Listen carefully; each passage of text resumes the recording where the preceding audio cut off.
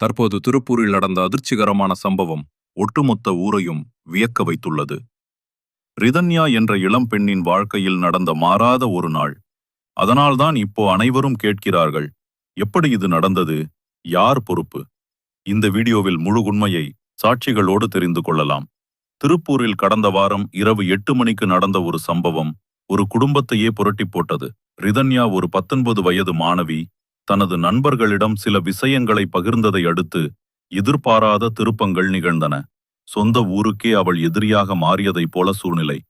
ரிதன்யா மீது குடும்பமும் சமூகமும் வைத்திருந்த நம்பிக்கைகள் மிக அதிகம். நீட்டு எழுத தயாராக இருந்த இந்த பெண் திடீரென எதிர்மறை பேச்சுகளுக்குள்ளானது ஏன்? அவளது செயலில் உண்மையில் தவறு இருந்ததா, இல்லை யாராவது அவளை குற்றவாளியாக்கியதா?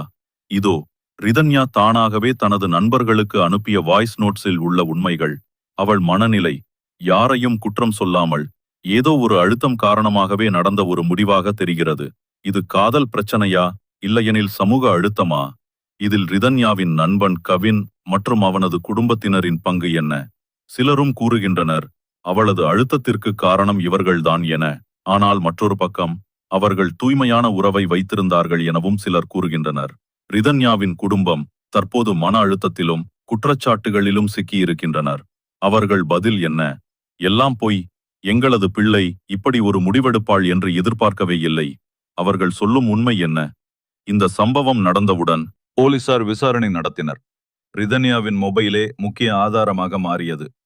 எனவே எந்த செய்திகளும் வாய்ஸ் நோட்களும் இதில் முக்கிய பங்கு வகிக்கின்றன. வெளிவந்த ஆதாரங்கள் என்னவென்று போலீசார் கூறுகிறார்கள்.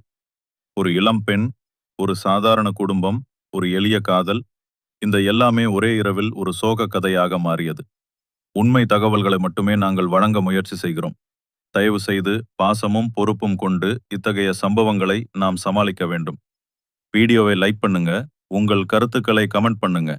இது போன்ற உண்மையை பேசும் வீடியோக்களுக்கு உங்கள் ஆதரவு தேவை.